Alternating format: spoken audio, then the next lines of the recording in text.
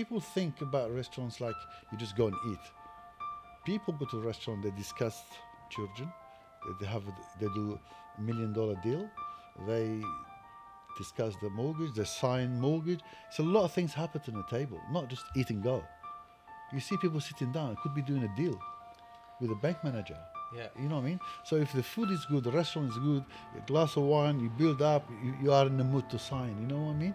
That's what it's all about, you know? Hey guys, welcome to another episode of the Heart Media podcast. Today we got Chef Pierre Khodja. We had a chat about him moving from Algeria to France and at the age of 16, the challenges and, you know, his journey in London. Unbelievable chat with Chef Pierre. He has such an insane story to tell. He died and came back to life multiple times. So, I mean, that's just a small part of everything that we got into. Get ready.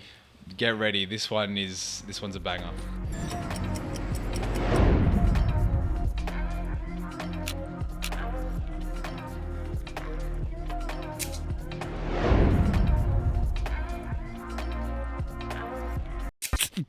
Yeah. Pierre Khodja, welcome. The one and Thank only. you. How are you? I'm very well, how are you? Very good. What's been happening? Not much, you know, surviving the world. Yeah, that's Yeah. all right. Actually, a bit of a long story with us and Pierre Khodja. We met you 2 years ago? Yeah, 2 years Two ago. years ago? In Sydney. At the Langham Yeah, yeah. Hotel in Sydney. That's right, it was Chef's Club, yeah. Chef's Club. No pretense. And we just got to talking. We had That's a big right. chat. Turned out to be actually a pretty cool guy. Can vouch for him. And a Thank very you. cool story, and since then we thought we're definitely gonna have a bigger chat one day. We didn't have the podcast back then, but when we had the podcast we thought about you, and yeah, here we are. Yeah. It's great, thank you for inviting me. Yeah, Absolutely. Even before we had the podcast, you wanted to tell your story, and now we have the platform, right? So the stars kind of aligned on this one, I think, which is awesome. Yeah, sure, it's just, you know, one of these journeys, to be honest. You know, I was born in North Africa, in Algeria, Yeah. and, you know, I was one of the 8 brothers and sisters. Eight's a lot. Yeah. It's a big number. Well, there were more than that, because those days they didn't know about few sickness, and few of them passed away. Yeah. So and I left to France very, very young, How old? 17, 18. Yeah. I needed the authorization from my parents. Oh, you left the family. Yes. Oh, in North Africa. Yeah. Ah, okay. And then I went to Marseille, Marseille. Yeah. Paris again. How did you move? Was it like a refugee visa? No, or- no. I had a visa. Those days they used to give you $34 francs, you know, and that's it, and a visa. And you have to have a parent's signature to let you out, you And know. that's it. And my father did. And I went to France, and then slowly, I got trained in a few restaurants and worked here and there. And I was in this restaurant called the Pied de Cochon, and I worked there for 2.5 years. Then I took the risk, and Which chef was that under? it's Monsieur Mouilleron. Yeah. And then I went to London. Beautiful. Hapas. Yeah. Half Just past four. before we get to London, so you were in Marseille at the age of 18, Yeah, no, I was there from the age of 16. 16, Yeah, 17, On 18. your own. on your own. Yes. What was that like? Give us some insight. Well, look, it's like all the youngsters who lives, North Africa at the moment, you know, they're all going by boats and this and that. But for me, I went by plane, and you know, it's all contacts. As you know, Marseille is it's a second Algeria, really. Yeah. It's a lot of North African, Algerian, Moroccan, Tunisian, Big culture. big culture. Yeah, if you walk a certain street, you think you're really in Marrakesh or in Algiers, in that Algeria, matter, you know. yeah. But yes, I survived it there. A few friends here and there. X, Y, Z, you know, introduce you to A, and you become friend with this one and this one. And then I got trained and went to Paris. So when you started in hospitality, what was your first role?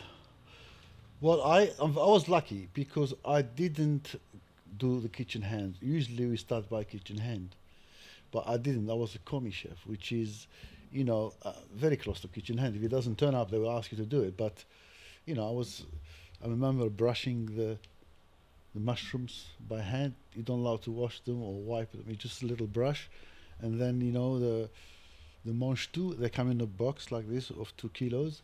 What do you call them in English? The beans. You have to cut them like that. Ah, the green beans. Yes. Oh, yeah. You literally have to keep them all online, and then you're not allowed to touch any meat, any fish, nothing, zero. That's commis chef. Yes, that's really down. You bring a coffee to the chef, and you're not allowed to. They give you very cheap knives, and you can't.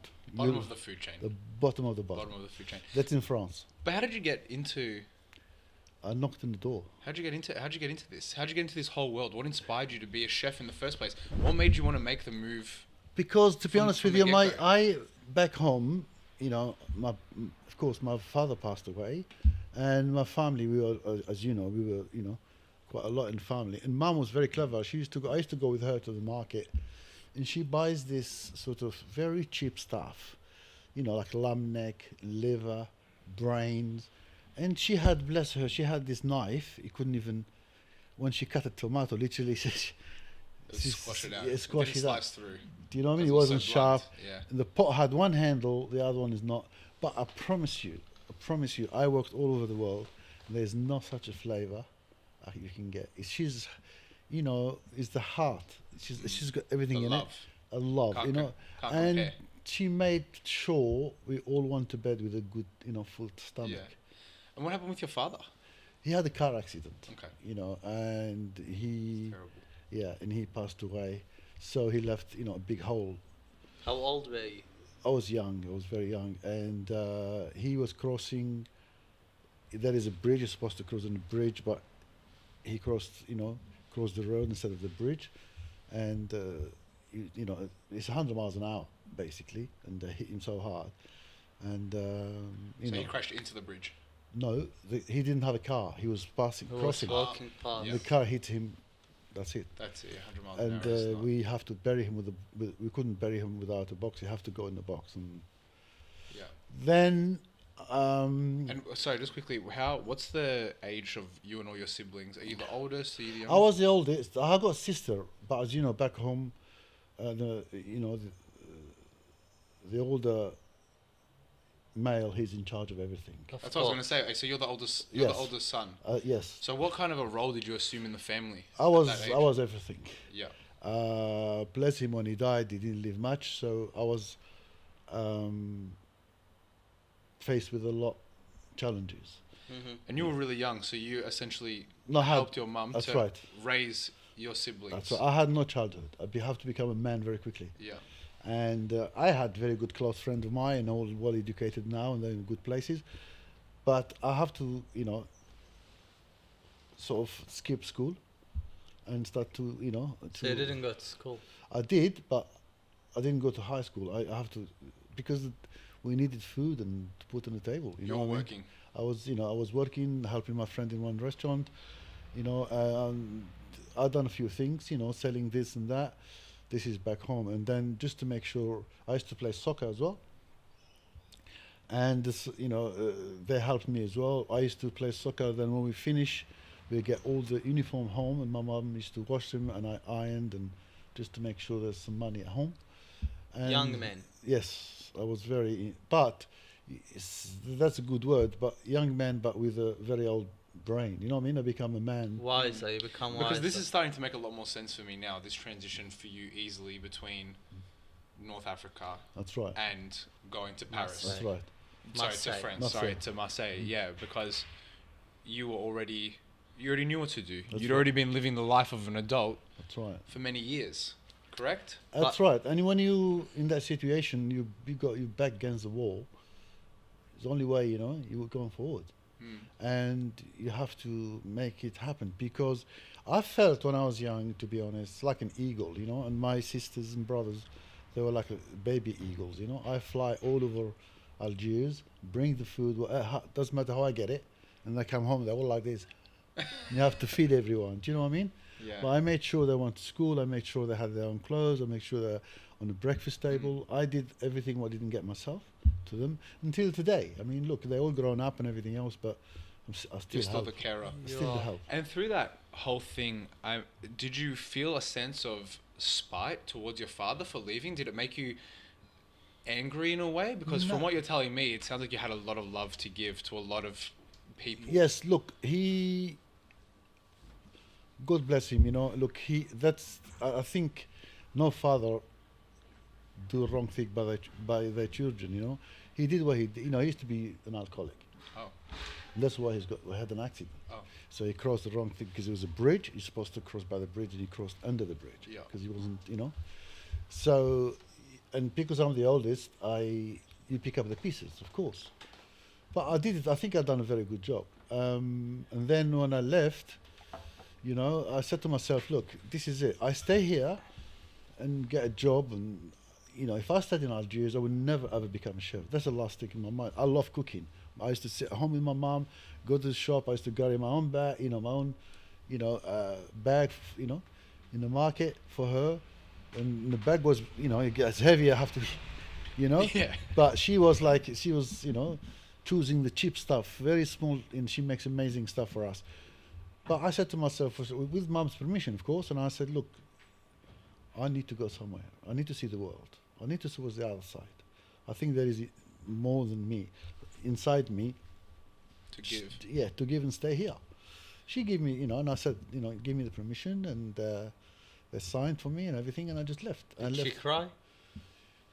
Look, that picture, she's passed away too, bless her. But Sorry, I still see that picture, And- Because I How do. did it feel to leave your family? Sorry. I remember, I remember when I told Mum that I wanted to leave Lebanon and move to Australia. She was supportive. She didn't cry, but the day I got my visa and she came to see me, that's when it became real, and I just do not forget that moment. How both of us were really just crying, and That's right. yeah, just so much when you just leave. Plus, don't forget, I was the, I was the, I was, if you want to say, the brain in the family. I was the one supplying everything. Of course. Make sure, even today, that they make decisions. They call me. I have to make a last decision. course. You're the because- patriarch of the family. You know what I mean? Yeah. I, financially, anybody's got problem. Emotionally, yeah. If someone want to do something big, they have to ask my permission. Of course, I'm not, but because of my life experience, they appreciate that and they value that. Of course. So I give them my side of the story. It doesn't matter. The world's getting smaller Do anyway. you still have family there? I've got family both, France and Algeria. yeah, and Algeria, of course. Okay. Because few people doesn't want to move to France. Yeah. But as I said, and then when I was in France, and of course I met a few people, and they were going to those. That time was great. I think it's 82 or something, and I went to France. And I remember, asking how to get in there and everything. I was so worried, they're going to send me back or something. How did it feel to A, leave your family, and B, when you went, you had a lot of responsibilities back home. Did you have a kind of newfound sense of freedom there? Because I know obviously you were still caring, and I know you probably had a plan to send money back or whatever. That's right. But how did it feel to kind of be removed from that situation a little bit? Look, to be honest with you, in our culture, it's not pressure. It's love, and it's, the West is different than us. You can be 42 years old, and if your time is not right to get married, you still live with your mum and dad. No problem. We support each other. Correct. And family is blood. Do you know what I mean? If somebody divorced, they can come, they return back home. It doesn't matter. You still eat the same. There's no. So answering your question is that when I left, it's not a relief for me. It's the other way around. It's how they're going to survive without me.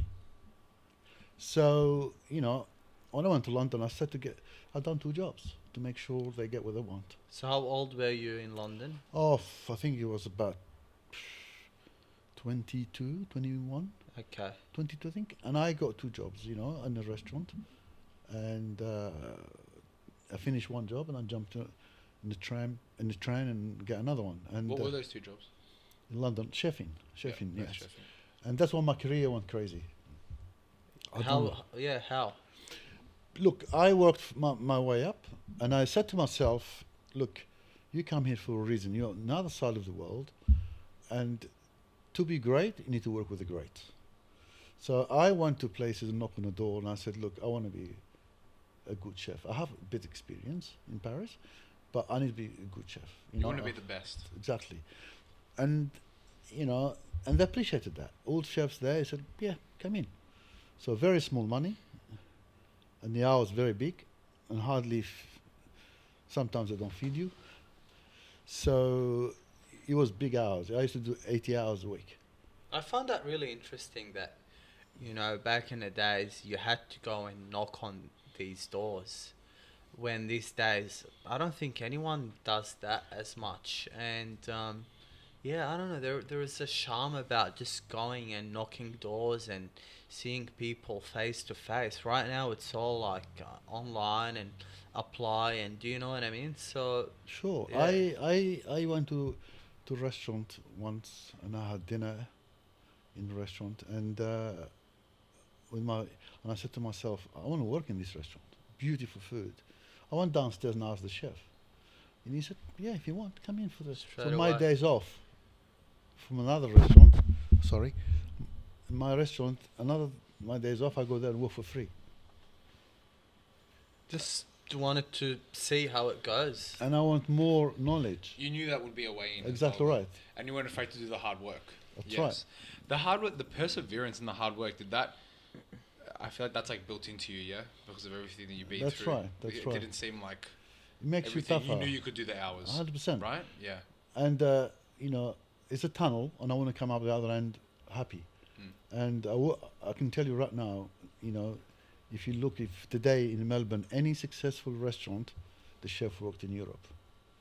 Because Europe is the heart of the cuisine before, That's true. Or they were trained by someone who worked in Europe. That's right. Yeah. It's going to be, if you look anyone, they're all trained in Europe, because that's Les Coffier, then, there is top chefs, Robuchon, Paul Bocuse, they're all in France. I mean, French. yes. France is the Mecca. The only people that we've interviewed that aren't that, the Omai boys, the boy from Omai restaurant. Yeah. They just taught themselves. Yeah. But There's one chef which is called Rémy Blanc. He's got a big chateau in Oxford, and he's very self-taught. He used to be a waiter and then knock on the kitchen all the time, and then he opened an amazing restaurant. The Queen goes there. He's a very well-known chef now, and he did few books, in the old days. But this industry now, it's very tough. It's changed completely. You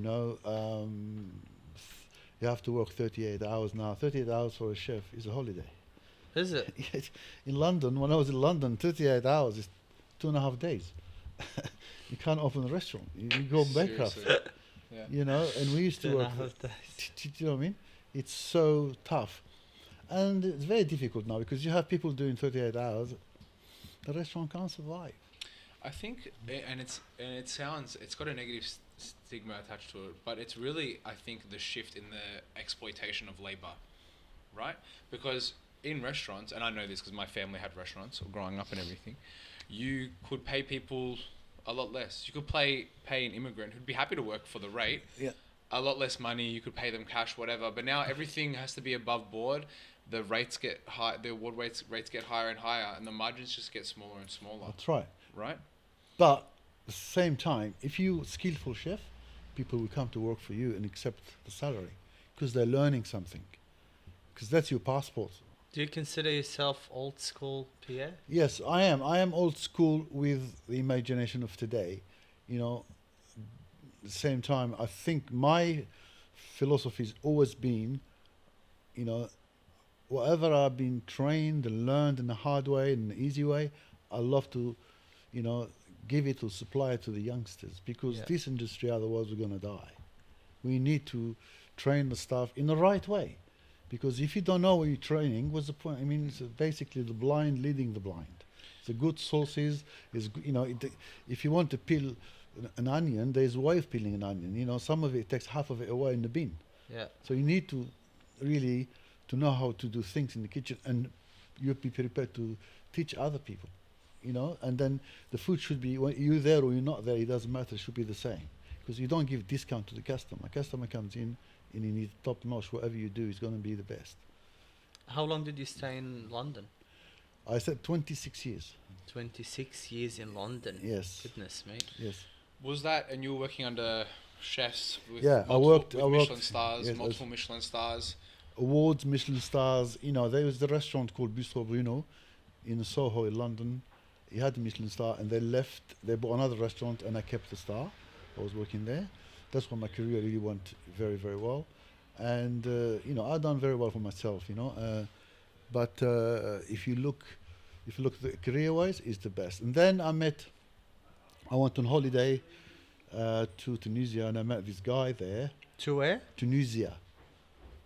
Tunisia. Yeah. Tunisia. Yeah, I went Yeah. to Tunisia on holiday, and we met this guy, and then he's from Melbourne, and he asked me, "Can you open a restaurant together?" And I Wow. said, "Yeah." I said, "Why not?" You know? Had you been to Australia prior? No. Okay. What Me- year was that? Oh, 2000. Oh, okay. I came here you know, we met on holiday, we had a great time, blah, blah, and then we talked and talked and talked.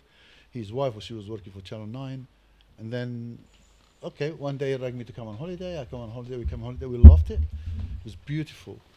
And then next thing I moved To in Melbourne. to Melbourne. Yeah. Okay. And then I moved in and bought a restaurant in Mornington.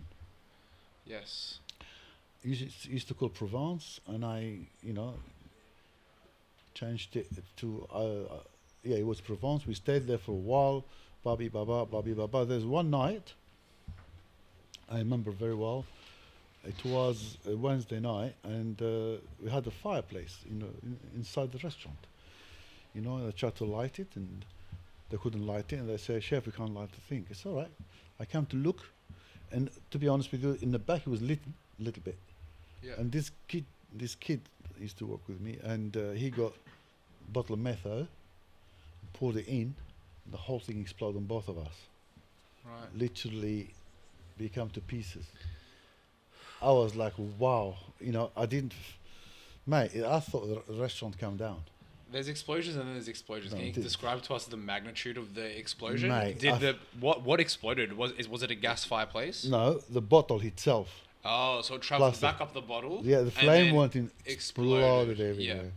So anyway, it's an old story, but we been taking, we called the ambulance, and the ambulance took a long time to come. And then Were you able to call an ambulance? not me, the manager, Okay. because we were burned like this. What happened to you? Burned everywhere, Yeah, everywhere, all over you. everywhere. Both of us, Right. you know, really, really damaged. Were you conscious? You were conscious. Yeah, I was Yeah. yeah, but you know, I wasn't new in the country, you know, and we just got out of my partner, because my partner, you know, he was very naughty, taking money and all that, so we bought him out, and I was carrying the whole show, you know, and then a week before changing the name and everything else, and then this happened. So helicopter came in, took us to the hospital, Alfred Hospital, and I stayed there for 3 months, Was it true your heart stopped? 4 times. When was that? When it happened? Or? No, when I was in there, I had 3 days on a box, you know, just the ventilator, you know. It's breathing for you. Yeah, breathing. I couldn't breathe, and the doctor told me, you know, I don't know, you know, you're very sick, you know. So What were you sick with? because my lung gave in, then my heart gave in. I inhaled all the smoke of the, Oh, you know, the gas? smoke inhalation. Yeah. This is what's okay. This and is then the my cause of heart sickness. went. And they got code blue, boom, you know, Deep 4 breath. times, you know. Yeah. So What's your memories from that time in your life, Pierre? Like, I'll be honest with you, I can't talk about it Yeah. because I did. Yeah. You know, I went to the other side, and you know, because one day I remember very well, I was lying down on my tummy and I had no hair, just a little bit here, you know, yeah. and I can hear someone reading, you know, and he was a priest, you know, reading the Bible, you know, and then next day someone reading the Quran on me, you know, because they thought it's not going to be right, you know what I mean? I might not, you know, not come back or something, and that's what made me very, you know. Then they used to pick me up with a little forklift like that and put me in the bath. You know. And Few burns. so that's why I said to you that, you know, you come with nothing and you go back with nothing. It doesn't matter. You know, I was lying down there. I was 100 kilos and I was 6'2", lying there. If I had 20 million in the bank, it doesn't mean anything. I couldn't even wipe my ass. Someone have to come in and wipe my bottom. You know what I mean? So I couldn't do anything. You know, I couldn't eat. I couldn't. You know, I fed with a tube, and all these motions going through is just unbelievable, man. So I've never spoken to anybody that has. So you were pronounced dead. Your heart stopped. Yeah, stopped 4 times. So you've gone He was literally to the other side and come back. Yeah, yeah. And do you have any recollection of what it actually was like to die? No, it's not. Look, it's very difficult to say die, but it's, you know, I've always been asked this question many times. You know, I had an interview before as well, but I couldn't. I want the other side, of course, but I cannot talk about it. It's really personal, and because of my religion and my, you know. That's fine. But, you know, the feeling was horrible. Do you know? The worst thing is to get burned. You know, 3rd degree, I mean, literally, you can see the burn. You know, it's bad. My apprentice was bad too. So after 3 months, you know, they asked us, they said, I think you two should meet each other. So he was upstairs and I was downstairs, 2 levels. And then they both of us in a wheelchair because I couldn't get out, I couldn't walk. That's the guy that was Yeah, with the apprentice you. who put the, you know, How old was he? 19, I think, 20 was Oh apprentice. my goodness. Okay. And then they took some skin from my thigh and put it in here, my hand. Mm-hmm. And then I went home, and this has got affected. So the doctor, you know, the burning unit professor, she called me, "Are you all right? Everything's okay?" I said, "No." My foot was like that, and I thought they're going to cut my leg because it gangrene, you know, but it wasn't. It was really infected because what they did, they used seaweed. They used seaweed for the skin, you know, to heal quicker. I don't know, didn't work, whatever. Smelled the house terrible. So I got back there and I stayed another 3 days and changed everything. It was a horrible experience. So What do they give you, just a bunch of antibiotics to get rid of the infection? oh yeah, antibiotics, and you know, I kept eye on me, and every time, and you know, as I say, you know, we lost a lot of money because we bought a restaurant, and then What year was that? 2004. So 2004, the explosion happened. Yeah, It's literally 20 years ago. that's right. If you look back on that now, what's like one big lesson that Pierre had out of that experience? It's to give back. I do a few charities. You know, I done, you know, Feed Melbourne. I did Fair Share Kitchen, you know, which is the, you know, when all the vegetables and the fruit, they get a bit sort of off or spotty, and they send it to them and we make something out of it. I was doing that. I make a lot of soups at Federation Square and feed people, homeless. I make sure, you know, I used to, after work, I get, you know, 2 cases of water and food, and I take it to opposite Guy Grossi, you know, the... Why do you do that? Look, I do it because I think I have a reason, you know, I didn't, you know, my leaf come off the tree, but it didn't fall completely. It's been hanging on, and I didn't pass, you know, so I come back for a reason, to give back. And I do a lot, you know, takes me a long time to get angry, because I understood life, it's also about me, you know what I mean? It can be Exactly. over like that. It's going to be like that. Simple. You're here, 2 minutes later, you're in a helicopter. It's unbelievable. How did that experience change your mentality and values around life and death? It's all about, you know, I think if you have, you know, it's all about friends and families. That comes first. You know, uh, everything else is replaceable.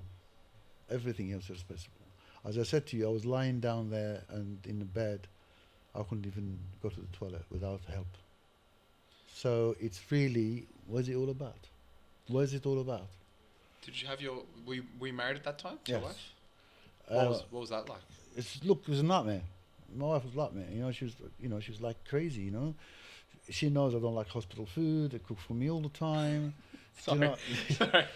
I was like, I was. I get you. Yeah. I had so much. I had so much morphine. I was crazy. I was telling them, I was swearing at them because it's not my fault. I was like, and It's horrible. it was horrible, and the good thing happened out of that is that when I was in hospital, all the chefs from Melbourne went there every night and kept the restaurant going for me. Can you That's who beautiful. like who? Max, a guy called Steve, George, Shannon. Yeah, a few people went. And kept his. That's beautiful. Yeah, it was a big story. It And was were you conscious about it that time? Like, no. The people told me, but Okay. I wasn't. But when I came out, of course, and that's the only way I stayed in Australia. I was going to leave because I lost a lot of money, a wrong decision on investing, and the money I worked all my life in London, I bought it here and just, again, like they say, I was this funny enough. I was listening to 60 Minutes about James Packer mm-hmm. and about his life, and you believe, you think a big man like that with that money. He was with Robbie Williams, they were both talking, they're good mates, and they were talking 60 Minutes. And they're both depressed. And they take big, medication, and he was proud to say it, I take my hat to him, I really respect him. And he said that, sometimes money doesn't buy happiness. He said it makes you, it's good to be rich and depressed and being poor and depressed. Mhm. He said that. Yeah. But he said it doesn't make no difference, So look, when things happen like that, you get depressed. I've been depressed, of course. And you lose money, you're in the wrong country, in a new country, don't know anybody. But the Aussies are very good. The Aussies are very nice. They were very amazing to me. The chefs, managers. Shout out Aussie.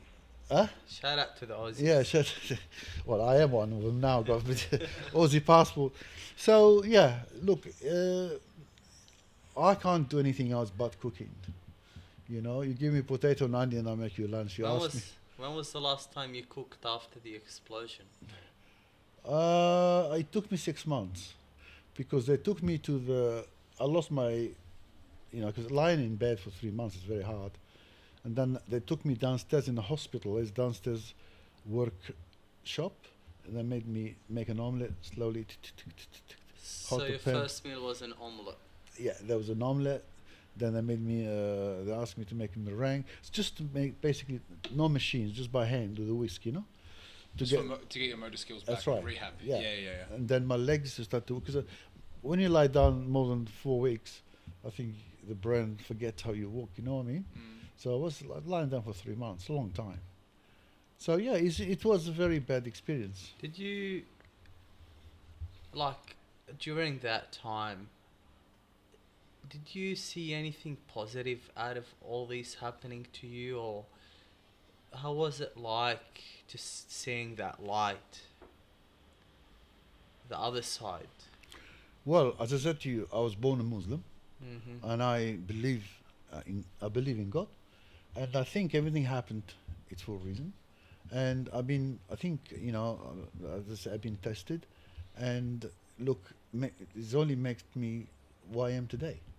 I'm not worried about anything, for the future because I've seen everything. I've seen blood. I've seen explosion. I've seen hunger. I've seen it's makes me who I am today. I'm afraid. I can. It doesn't mean you don't make bad decisions, but I can cope with anything. Do you know what I mean? I see my father passed away, my brother passed away, my sister. I was there. you know, and You become a little bit harder and sure, Um, it's you know, it's and that's why, as I said to you, you become, you know, you build the skin as a crocodile. You know what I mean? You can put a knife on it, and the knife will break. How do you balance the skin of a crocodile with, I don't know, because you can't have the skin of a crocodile 24/7. You got the skin of a crocodile for resilience, That's right. but you know, would you describe yourself as a hard person? No. You've got a family, you got kids. You obviously have to love them, provide for them, and everything. How does it go? Has it shaped your personality? Look, I'm a big teddy, really. Do you know what I mean? I've got very soft heart. My heart's bigger than Melbourne, mate. You know, I done so much for people. I still do, you know. But you have to be, because I realized when you live in a foreign country and, you know, you do the job we do, it's a very cutthroat. It's very difficult. It's like, you know, any other jobs, you know, you go for the job, there's a lot of competition, a lot of, you know, you are good as your last meal, and we have media, we have customers, we have, see, chefs, you can't just please a customer, it's more to it. You know, you have to please the customer, you have to please your family, you have to please a bank manager, you know, there's all these things going around. And as you say, especially now with all these costs high, the suppliers charging more, customer doesn't want to pay, and the chef is in the middle, try to balance and make both happy. It's true. Do you know what I mean? So you have to know what you're doing. So it's tough for us at the moment. You know, the big boys are surviving, but the little fish, you know, it's very sad. They're on the fringe. What do you think the role of the media has had to play, and as it has the role of the media grown over time? Yes. And what kind of effect do you think it's had on the industry? Is it positive? Is it negative? What are your thoughts? It's more positive, to be honest with you, because the people, especially in Melbourne, the people who, you know, the reviewers and this and that, you know, I've been here for 22 years, I think, and the people are seen in the media, you know, in Europe there's a Michelin star. Michelin, you know, you get one inspector came in first, they sit down, he faces the kitchen, he looks, he doesn't say anything. Next time they come two, they sit down, and then they ask you. They've got a badge like American police, you know. They said, look, we're from the Michelin, can we see the kitchen? You show us your fridges, this and that, and they say, look, just keep doing what you're doing. If they like you, then they come back three, and then they give it. It's a hard thing. Here they got hats. Now there is few people doing, you know, and they know what they're doing. They're really professional. the Good Food Guide. Yes, Yeah. they're very good. They you know, and they're very fair. You know, if you're not up to it, they don't do bad things. But it's, you know, and they like people who do the hard work. You know, and that's why I said to you, you know, if They're true food people, I think. Good Food Guide, yeah. because you can't just open a restaurant and they think that you're going to get, you know, they have to know you. You've done the hard yard, you worked hard, and you deserve what we're going to give you. Do you know what I mean? But it's not about money. It's about service, food, atmosphere. You know, you're going to be there for a long time. Do you know what I mean? So, you know, the customer is comfortable.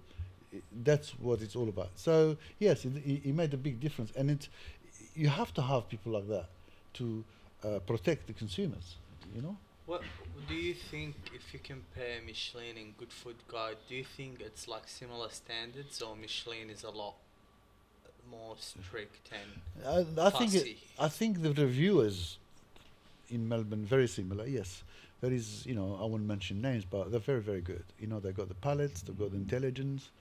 You know, they're very smart. You know, they've been around, they understand, they know globally in the world what's going on. It's very similar in a different way. Do you know what I mean?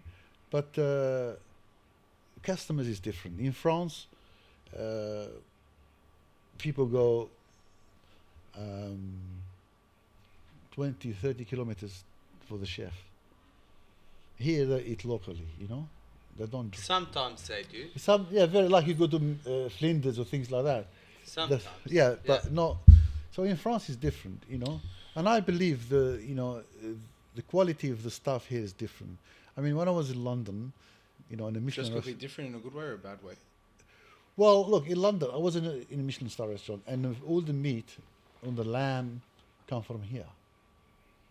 Beautiful. And now there is quality here, but you have to look for it. And it's expensive. If you really want to eat properly, I mean, now myself, I eat at home. I cook at home, but very simple. Roast peppers, lentils, chickpeas, simple things, and healthier. But I won't, the meat is very expensive now. I mean, you want a good piece of steak, you're talking about $16, If you're four in the house, Yeah. it's one day's, It gets up there. you know what I mean? Yeah. So, yes, it's, I think the industry, it's getting tougher, put it this way. The profit, very, very small, right? And I'm afraid to do a good job, you need the hands, you need the labor, you need the brain behind it, and that's cost money. How do you think that can be improved, the profit and... Well, I think to prove the profit in the restaurant, the government have to help. The government have to come to it, taxation, Sunday rates, all that stuff. What Chris Lucas was saying is true, and bring people back to the city. Do you know what I mean? It's this Corona thing kill everyone, but at the same time, people hasn't been back to the city. They're staying at home and working at home. When you work at home, you call pizza takeaway. You don't go out, do you?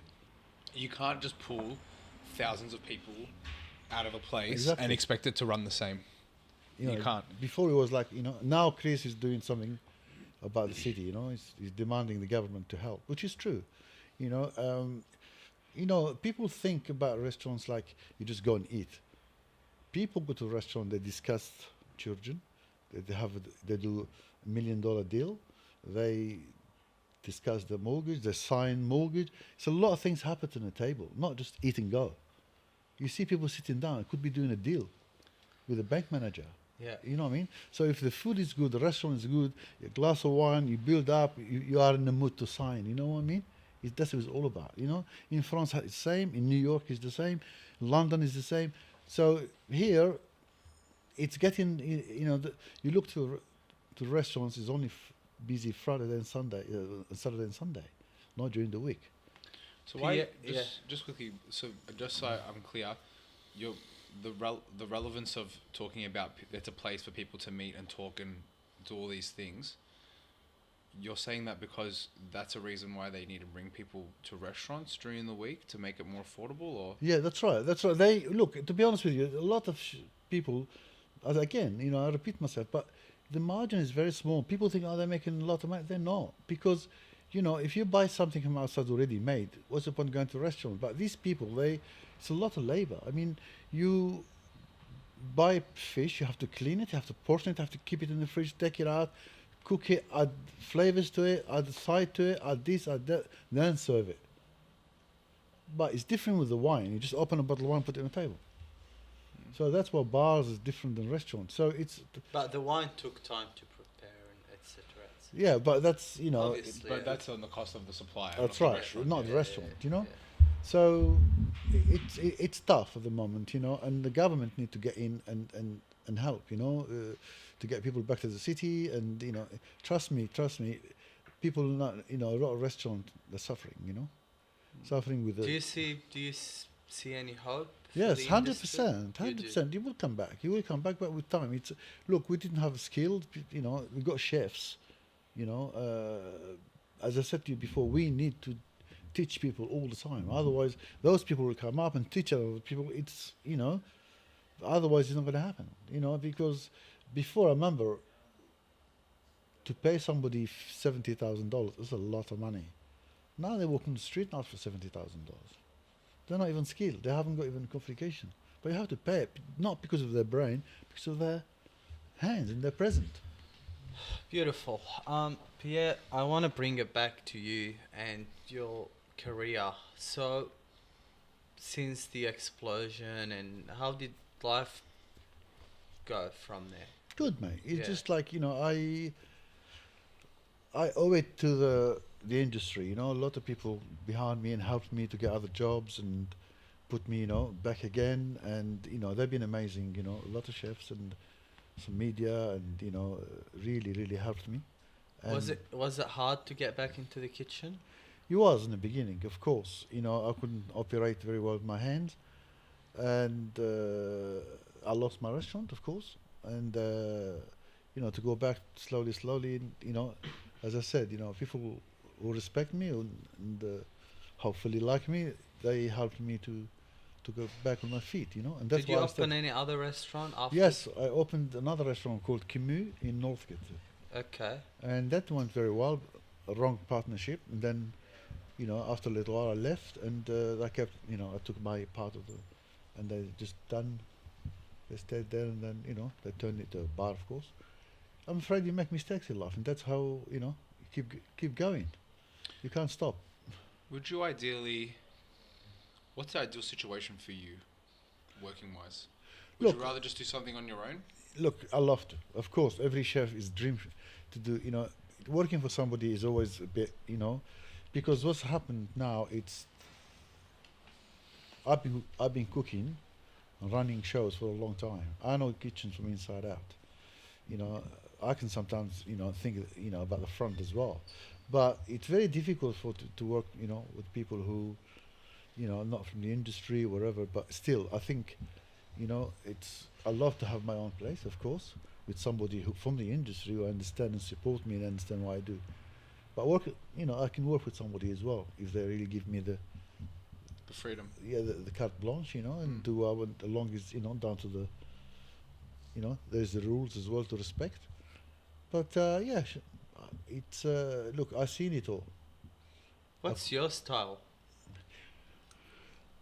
Look, it's I like to cook my my food, my spices, but I trained as a French chef, gastronomie française, but I love my spices North African, of course.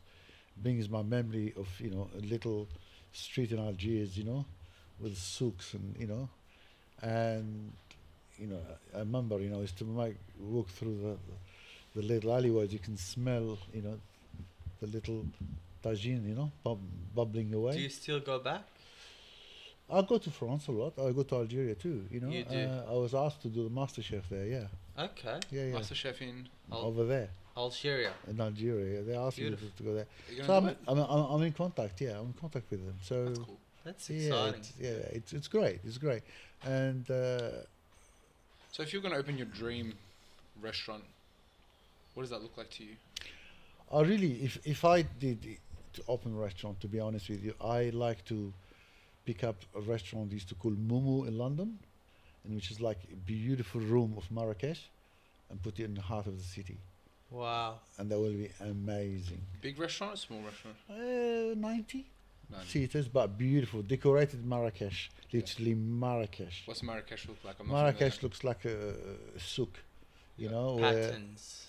beautiful, beautiful, colours. beautiful colors and Feels nice. amazing tables and lanterns and so That sounds beautiful. it's. I tell you a story. Greg Malouf. I was gonna ask you about him. Absolutely. He rang me up about more than that, 5 weeks ago, and we went out for lunch to the Builders Arms for Who? lunch. Greg. You and Greg. Yeah, me and Greg, we went for lunch. Greg just passed away. No. We went for lunch, and then he said to me, Pierre, he rang me from Dubai. So we had lunch, and he said to me, he was doing a book. And he wanted to do a book about Algeria. So he said, would you like to come with me and we do the book? Drive me around, show me wherever. I said, yeah, sure. So we talked about it. He'd gone back to Dubai, and he said, look, you can come stay with me, then we fly together. And of course, I couldn't make it. So we did talking. He said to me, I'm going to make a visa. I'm going to do visa, this and that. Give me information and this and that. We were talking about everything to make it happen. Suddenly he passed away. So, did he pass away in Australia? Yeah, no, in Dubai. In Dubai. And the funeral's next week, next Monday. Very sad. What happened? Well, I've got no idea, to be honest with you. Okay. I haven't found out yet, but he was one of the best chefs, Australia can, produce. He's amazing. Yeah, he's very well known. And didn't he once have a restaurant? Yeah, Momo, yeah. that was here. Yeah, here, Yeah, Melbourne, here underground That's right. and He's fantastic. Yeah. He's not only a good chef, he's a good human being. He's very, well respected by the industry, by his colleagues. Did you work together? We didn't work together, but we have big respect for each other. We talk to each other, and he's I think it's only two of us who do that sort of food, And there's Rumi, I think, Joseph, bless him. Rumi on Lagon Street. Yeah. Beautiful Yeah, food. nice Yeah, food. very nice. Yeah, he's amazing too. So look, yes, there is a lot of chefs in Melbourne. It's great now, but Greg Malouf, yeah, he was one of a kind. He's a few books, and he did Tunisia, he did Morocco, then he needed to do Algeria to finish the three, which is North Africa. All the sea together, it goes like this. And I said, look, of course we go, no problem. I help you. We go together. That would have been lovely. Yeah, I said, drive you to the mountains and What an see all what, experience. how the couscous is done, or how the erganol is done, and wherever it takes, And we talk and communicate, and the next thing passed away. I show you the thing, it's really bad. What are his books that he's done on Morocco and Tanzania? No, Are they- Morocco haven't come out yet, but he's coming on next Mother's Day. So he's left now without. They're still releasing Yeah. He made heaps of books. Yeah, he made a lot of books. like cookbooks and travel books Yeah, together. yeah. Would you ever consider doing something like that? Love to. Just get the right, the right. Look, it's. I remember the Age sent me to France, and I made where to eat in Marseille. And all these beautiful places in Marseille. I've been and come back and gave all the information. So that's be a dream, to be honest. Because I know the North Africa inside out. Morocco, Algeria, Tunisia. I haven't been to Libya, but That could be an amazing project for you Yeah. to do. Kind of in his memory as well. yes, it'd be amazing. Include a book like that. What's your favorite dish to eat, Pierre? I'll be honest with you. My favorite dish is couscous. Oh, Couscous, beautifully done with a lamb and beef, or chicken or lamb, and yum. merguez and chickpeas on the side. Look, it's because when I was in Made me London, hungry. when I was in London, they asked me, the media was asking me, and the same question again, the Guardian or they asked me, what's your favorite food, or how do you describe couscous? I said to him, couscous for me, it's like a foie gras in France. It's beautiful, and you have to steam it twice to 3 times sometimes. And when you touch it in a colander, you touch it and you take your hands off and you push it up. And it's like oysters. You don't chew it. You go, Yum. delicious, Yeah. That So melts. here they do couscous, but they put boiling water over it. Yeah. It's not the same. If you had to give young Pierre an advice, what would that be? Look, if you don't love it, don't do it. This industry, it's tough. Remember one thing. When people having a good time, you are working. If you have a girlfriend, you're not gonna see her. If you want a fiance, if you want to marry you, don't be a chef, because it's a long hours, long demanding. If you love it and you respect your customers and you respect your job, you are in a restaurant all the time. It's a tough gig. So if you love it, different thing altogether. But, it's hard, man. It's very, very hard. And the new generation, they can't cope with the hours. They can't cope with the demand from the chefs. They can't, and the customer asks for it. To make a pretty, very nice looking little piece of fish with the sauce fluffy, it takes time. And to do that, it's skills, and the skills they're not there.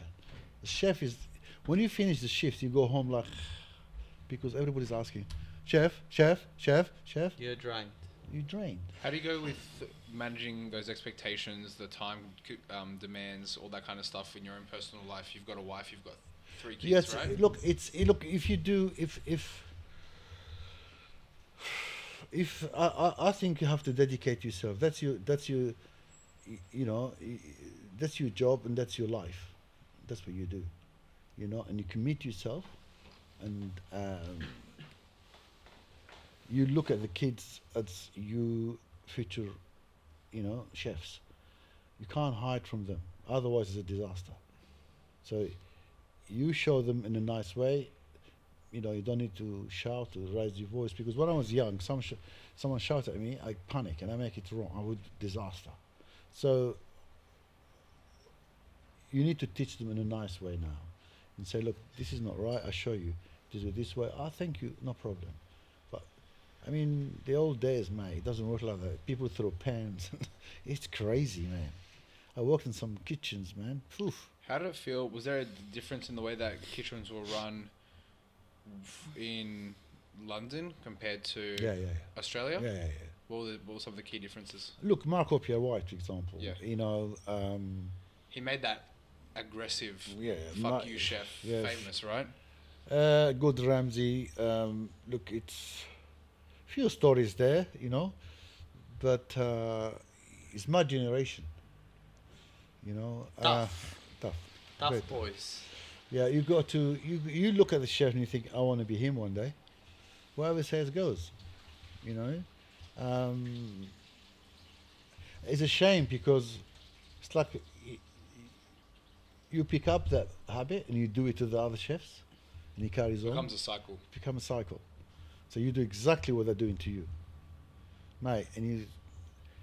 It's the worst thing, and I guess that's reflected in so many different parts of, and I think it's a very male-dominated industry. right. It's a very That's- male thing to that do is. as well. It is. Because I feel like that's also like the cyclical nature of dads as well. Do you know what I mean? Like parents mistreating their children, etc., right. etc. A lot of the times, the people that are doing that thing, their dad did the same thing to That's them. right. Same thing with the chefs. That's right. Right? Their You dad. they break you. Yeah. They break you, and they, and they break in purpose. They push you how much you take, and then you have to win your stripe to become a circle. When you're in a circle, then next again.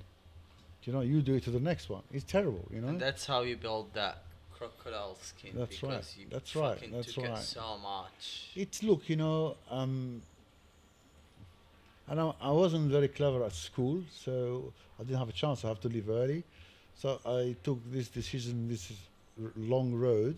I want to be good at it, because if you're good at it, you can earn good money, and pay for your family and build whatever you want to do. But I feel sorry for the youngsters here now. This new generation, they want everything yesterday. Do you know what I mean? But today is today. It's a different thing altogether, Speaking of today, what's happening with you today, and what's next for you, Pierre? I've got no idea. The plan, I've got blank canvas. Exploring. It's right. See what's next for me. Ideally. Look, ideally is nice restaurant with respect, and where I fit well, and do what I want to do. As I said, I'm a cook, not surgeon. You give me an onion and tomato, and I make you lunch. So that's what I want to do. What would you make with onion and tomato? I'll make you something for lunch. Don't worry about that. And it's I'm not painter, decorator, disaster. But in the kitchen, it's not a problem. In all levels, no problem. It's that's my next move, I suppose. Is looking for something where I'm a good actor. I need a theatre. That's all. Somewhere where you can be yourself. That's right. Be myself and just. I can cook. As I said, the Mediterranean is my heart, because I love healthy food. I don't like clumsiness and jelliness and purees here and there. I like simplicity, and because if you look in the Mediterranean, the heart disease nearly doesn't exist, because olive oil, capsicum, octopus. And you go there, and you eat octopus in Lebanon, you eat octopus in Tunisia, you come here, it's a different, because the water is different, the sea is different, the flavors. Tomatoes, you cut tomato, bit of salt, that's your lunch. Here, tomato, you have to find the right one, by someone Hard who to find them. to find good tomatoes, you have to go little Greek guy, who Can grown I it. just say that I'm Italian, and having tomatoes, how many times do I say this? Finding tomatoes is really like hard work. See? Because tomatoes, from the generic tomatoes, gourmet tomatoes they call them, they're shit. They're so bad. bad. Water. They're so bad. It just tastes like they got no. Oxheart, they they've call, got the big tomatoes. Still, back home, in all the Mediterranean, you're on holiday in Greece or Lebanon, you walk around and you want to pee, you pee shit. Tomorrow you come and find fucking rosemary grown because the land is so fertile, the land is so ready to go, what I mean? But here, mate, if you want something good, you have to go. You got to grow it yourself. Yeah, exactly right. And it's even so. Yeah. The mint comes very thin and flavorless, and the leaves are not. Back home is. I mean, not just back home. You go to Lebanon, all the Mediterranean is amazing. The oil, they're out of oil, man. Here, they were always asking suppliers. Oh, we haven't got any olive oil. And you go to. I watched a program about olive oil. It was like, they were bringing it here from Spain, and so. It's a bit of a mafia, They water it, they add this to it, they add this to it. We don't know what we're having. Yeah, we get it, Yeah. So True.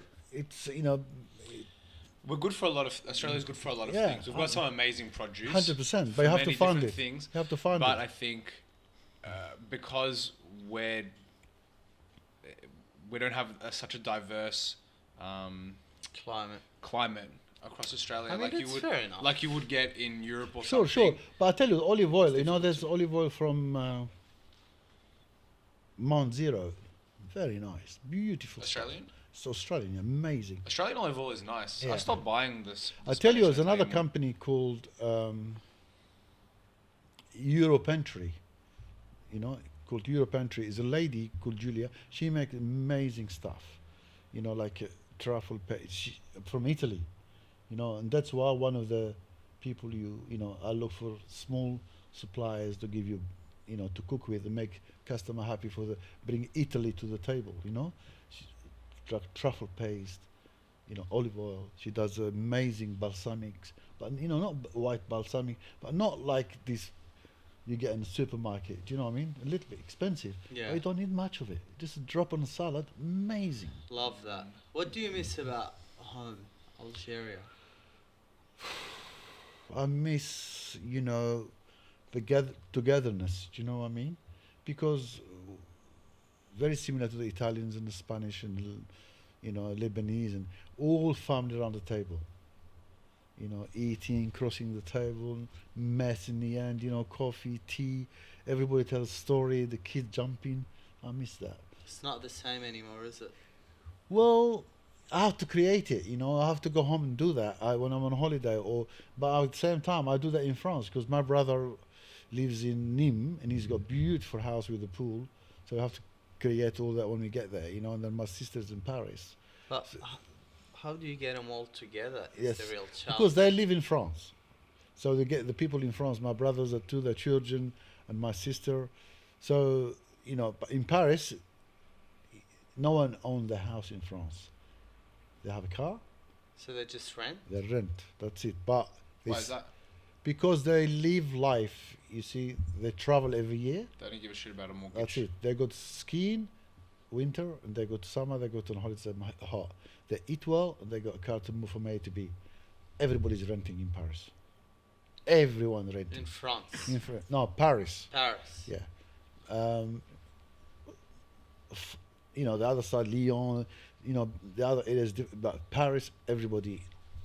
I have been feeling that way about Melbourne recently because I'm Well, getting to but- that point where I'm thinking about mortgage, all that kind of stuff. It's tough. And it's like, you can stay here.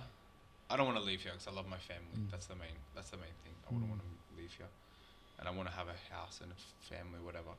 But you know, you can stay here and pay off a mortgage for your whole life, or, you know, you could rent, not have so much, Really. not to have so much pressure. And I guess that's a big difference between, and that I've heard a lot of people say, between Australia and other Outside. countries.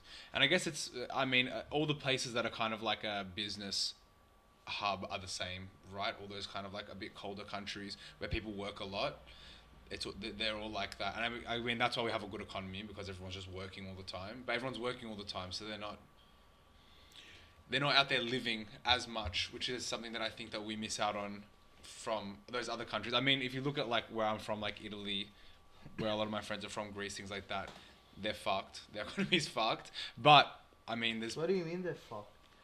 the economy is fucked. Well, Europe, but everyone is happy Europe. there and out in the streets Same and as here. living their Look, life and whatever. we are in a That's what I safe mean. place now here. This is a beautiful country. Yeah. But Europe, it's very difficult now. France is, forget it. It's very tough. You know. In what way? Financially. Yeah, very, very difficult. It's you know, there's no jobs. There's you know, they're going very hard on immigration. Do you know what I mean? Le Pen, which is the right, trying to be, you know. Immigration in what way? Letting people out or letting Yeah, them out. Yeah. You know, Out, that's yeah. just, you know, you know, when I lived in there, they never, you know, the police never speak to you. Now they stop you in the street and say, "Excuse me, papers," Yeah, it's all over Europe. Why is that? because they don't want. Because what happened if you got, it's a lot of a lot of people who goes in there, all different nationalities, and they got no papers. They go there on holiday and they stay, and they, you know. They Get got- rid of their passport. Exactly, and yeah. all different things. You know, I don't know the ins and outs, Yeah. but you know, but Australia, look, it's still we still Melbourne is beautiful, man. I love it here. I'm not saying that it's bad. I'm just saying there's a big difference in. Yeah, Europe is, of course. Culture and I love focus. Europe. You know, I stayed for 9 weeks last time. You know, I went in there. I was working in the very best restaurant just to refresh my brain, and you know, I didn't get paid, but it was very great, and I like it. The night life, you know, you go out after work, you go out to a place, you meet your mates, all the chefs. Everyone's out. Beautiful, man. And we don't eat until, Would you move there? look, if I don't get something good here, yes, I will go to, I mean, I love London more than France, to be honest. I love London too. Yeah, London is amazing. It's a cool city. It's look, again, it depends, you know, you can buy a ring, but if one ring fits very well, another one a bit loose.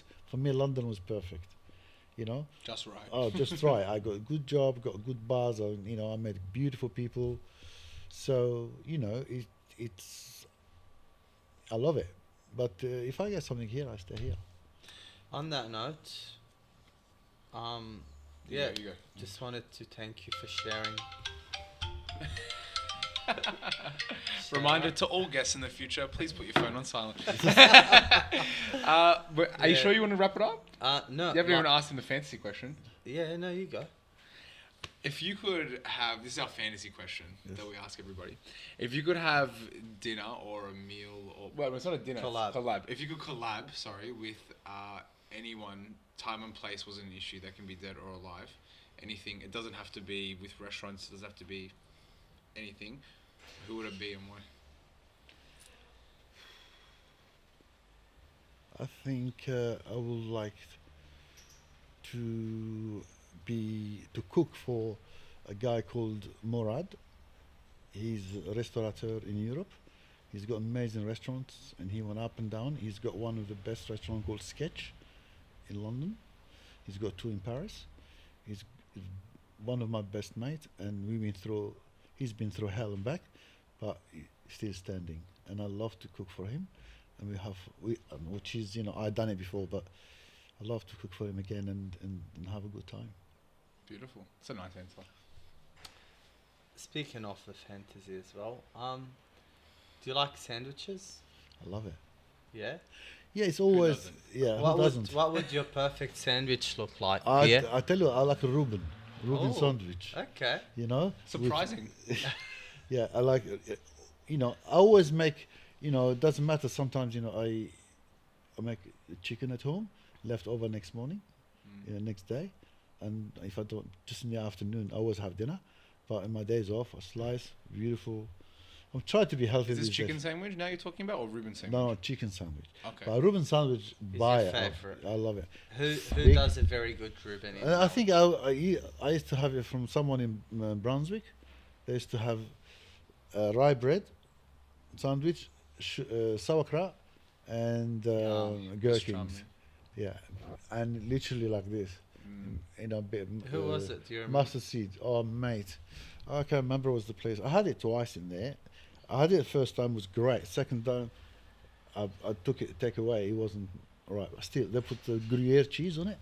It melts on side, Beautiful. and it's all a mess everywhere. Sounds messy. Meaty. Yeah, it's Love right. that. Beautiful. And the mustard cut through. Yeah, the the cut pickles through, and the amazing. sauerkraut, Yeah. unreal.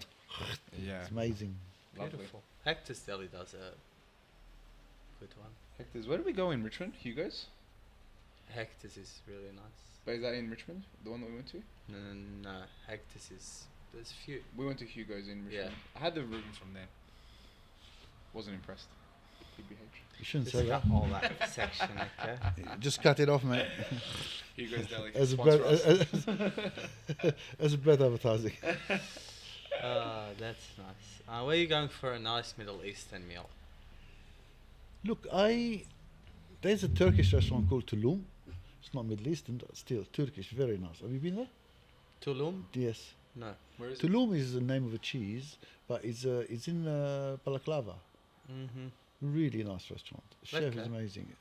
You know, it's great food. It's Turkish food, but he cleaned it up and took all the tomatoes and the greasiness of it and made it so beautiful. Called Tulum. Remember that name. I like Abla, bless her. And Delicious. yeah, delicious. She's very old school. We love it. Local legend. Yeah, Abla. that's right. For real. And Rumis, Room is very good. Rumi is good. Rumi's clean. You just I opened like a new it. They one. opened a new one. You just opened a new We one. It's haven't very been. good. Joseph is amazing. So yeah, it's you. But again, people are not used to these flavors. Star anise and cardamom and cinnamon and all that, like cumin. Cumin, yeah. Yeah. I so think it's growing in popularity. yes, at least now it's it is. Yeah, no, when I came massively. first time, Yeah. it wasn't. But now, yes, it's. It's my favorite cuisine. You ever been to? Did you ever go to the place Yagi's on South? Yes, it's closed. Turek Road. Yeah. Closed. Did you like it? Yeah. But he's. I love that place. Yeah, he's a Turkish guy, Murad. Yeah. He moved somewhere else. Now he's opened his own place, pizza place. Yeah, he was good. Yeah, he was very good. I know every corner of Melbourne, every restaurant. I was really upset when they closed. Awesome. Thanks for sharing, Pierre. Thank you. Appreciate you coming in and sharing your story with us and with the audience. And It's a pleasure. Thanks for inviting me. Yeah, time flew. You're so easy to talk to. We could do this for a long time. I feel like. Yeah. appreciate it. Thank you very much indeed for inviting me. It's always a pleasure to see you guys. Yeah. Thanks, Love that. King. Beautiful. All right. So, guys, really hope you enjoy this episode. Please know that we are very grateful for you to be here. Like, share, subscribe. Give us a comment. Tell us what you think. And we'll see you on the next one. Let's go. Yeah.